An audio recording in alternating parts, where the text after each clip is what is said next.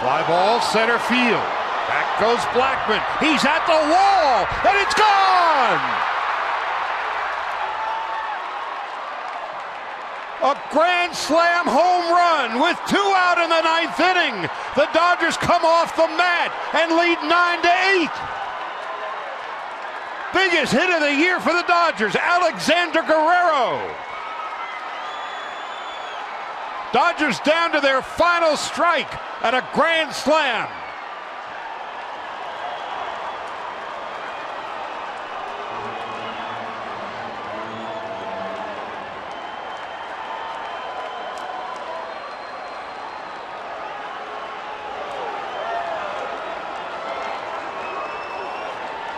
I don't care how much money you make, how long you've played baseball. When that happens for your team, everybody goes crazy, and that Dodger bench just lit up when Alex cleared the 415 mark. Biggest hit of his major league career, may have been the biggest hit of his life. Guerrero, a 2 out. Grand slam home run over the wall, straight away center field. The Dodgers come from behind and lead it 9-8. Don't want to try to pull it. You want to hit it right back up the middle. And he loops that one into right field. The ball game is over. The Phillies' 7-game losing streak is over. An RBI pinch hit single for Darren Ruff, and the Phils have come from behind to win it 5-4 over the Cincinnati Reds.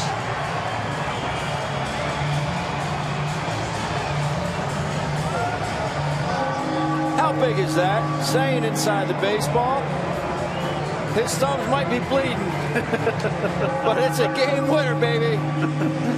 RBI game-winning single for Darren Ruff. The Phils down 4-1. Scored a run in the 6th, the 2-run home run by Franco in the 8th, and now the game winner here in the 9th inning. And you saw Darren Ruff, he's our Chevrolet player of the game. That's a nice way to end a 7-game losing streak. Well, it is, especially on Sunday, having an opportunity in the 7th inning with the bases loaded. Now all of a sudden he comes through tonight, day off. Now it comes with a fastball inside, and like you said, Ben, keeping the hands inside might not be pretty, but it depends on where you hit the ball. It's a game-winning knock. Oh, I thought it was beautiful. Hey, give some credit to Odubel Herrera. He needed to get on, and not only did he get on, he got into scoring position, and then Ruiz sacrificed him over to third. Let's check in with Greg Murphy with Darren Ruff. Murph? All right, thank you very much. Tying run for the Yanks, 90 feet away. 1-2 pitch. Drew to right field, base hit. He'll tie the game up as Headley scores. The runners advancing. Drew a double, second and third. He ties the game.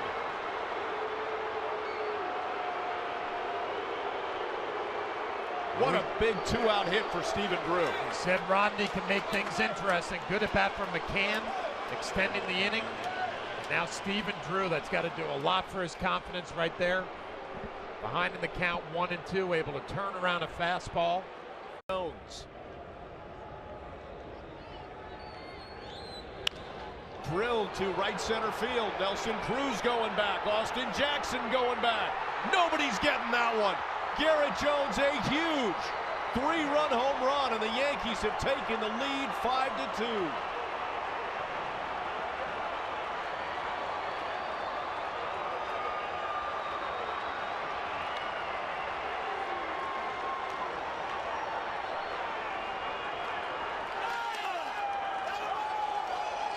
A lot of excitement in that Yankee dugout, and the Yankees getting contributions from a couple of guys who haven't had the best starts to their season. Garrett Jones, his second home run, a 3-run shot. Stephen Drew able to tie it up earlier in this ball game.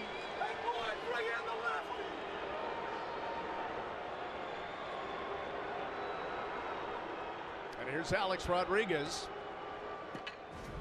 Bible giving up a 3-run shot. Jones just went down and got it, Flash. Well, he went down and got a fastball, middle down, and a fastball count. Obviously, it makes it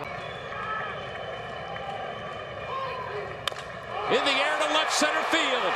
This one is going to tie the ball game up. Maikel Franco. Second straight night. He's homered.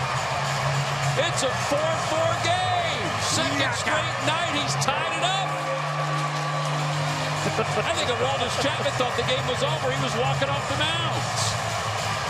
Wow. That was a 98-mile-per-hour fastball, and Maikel Franco turned on it. What a time to give up your first home run of the year. I always said there's been some crazy games between the Phillies and the Reds. And he goes down and gets it. That ball cuts just a hair as it's getting to the batter's box. Cody needs to get a good secondary lead. The 1-0 is pulled toward the right side. Votto's got it. And the flip is off the glove. Coming home is Ashe. The Phils are going to win the ball game. Down 4-0 at one point. They tied it in the ninth, and they win it here in the bottom of the 11th inning. Freddie Galvis doesn't get a hit, but he gets a celebration. 5-4 the final score here in the bottom of the 11th inning.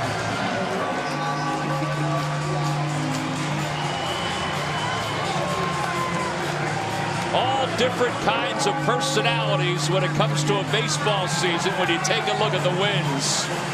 Well, the personality of this victory is going to be rather obscure on both ends. The Phillies will take it. They win it 5-4. Game, you can live with that. Way outside, it gets through. Here comes Blackman. He'll score. We're all tied up. On the pass ball by Yasmani Grandal. Winning run 90 feet away. And now they almost have to walk Cargo, you would think. They have to.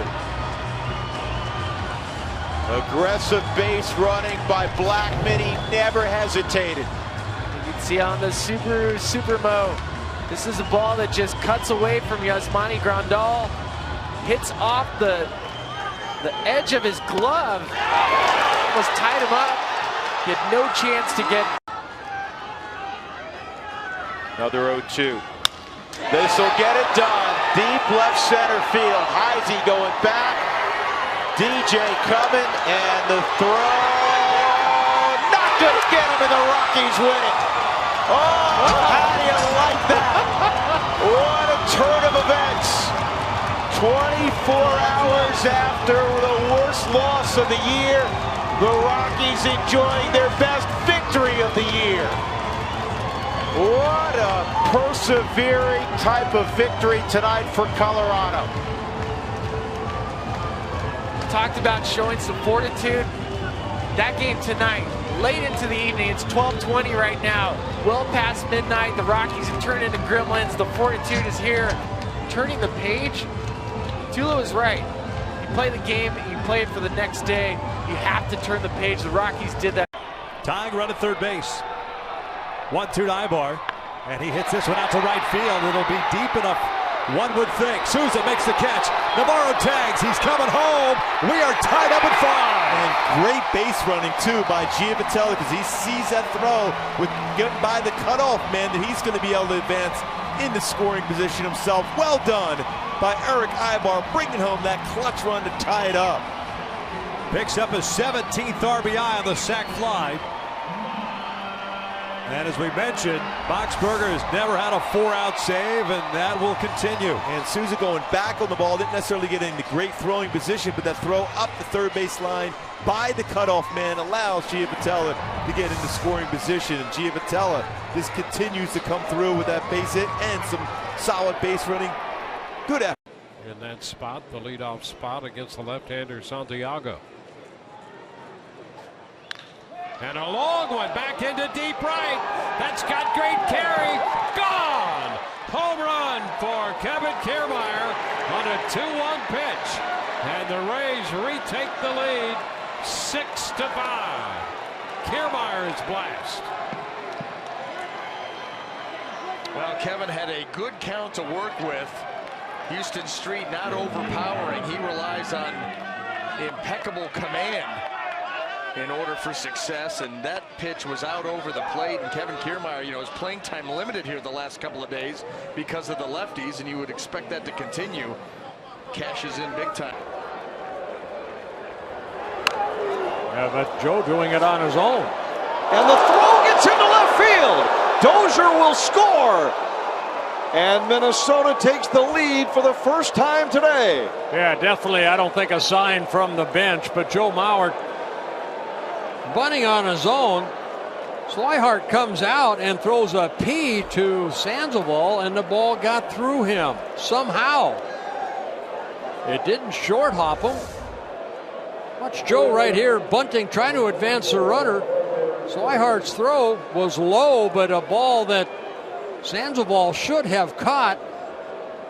And Dozier scores the 5th run. Ready to go. The 1-1 pitch. Round ball through the hole to left field. Around third, coming in to score the winning run is Leonis Martin, and Shin-Soo Choo walks it off with the base hit.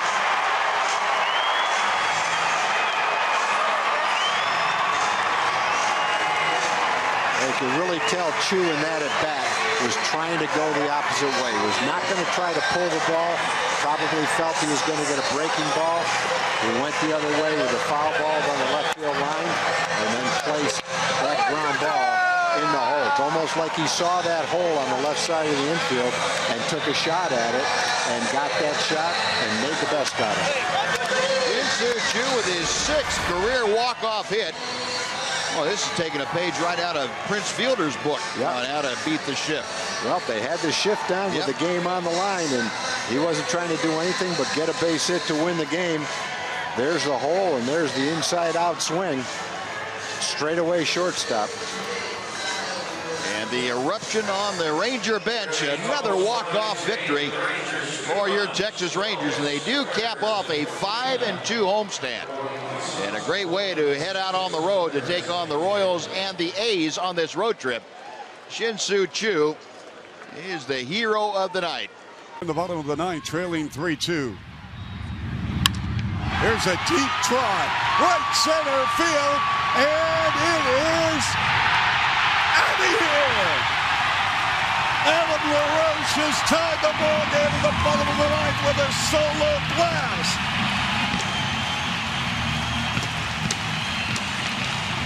That's the 250th career home run, his 7th of the year. He's driven in 23, and in dramatic fashion, he's tied up the ball game. At the plate against Wilson. 1-2 pitch. He hit him. He hit him.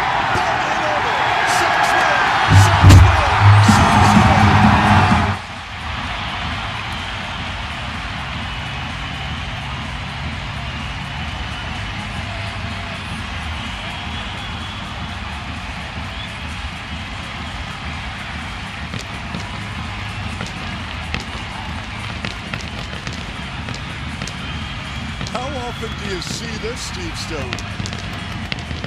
Well, we see it on occasion, but I think there might be a challenge to this one.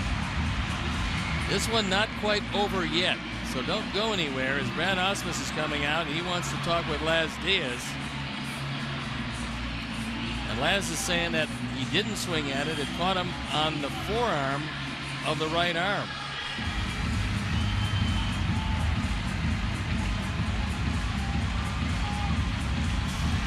So the call is going to stand. That's called taking one for the club, yes. Chuck. Wow, what a ball game. And the Sox win it in extra innings, 4-3.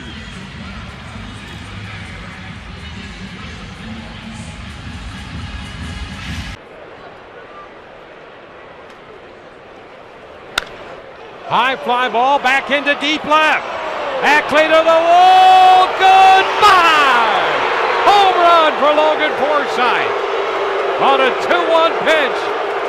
Forsythe hits it out and the Rays lead 1-0. That makes up for the frustration he felt in the 6th. Elation here in the 9th on the home run by Forsythe, his 7th of the year. And it's 1-0 Tampa Bay. Well, you get yourself into a good count and you get a mistake pitch moving in, but you got to credit Logan Forsythe. Look at him get the hands close to the body, pulled through quickly, solid contact.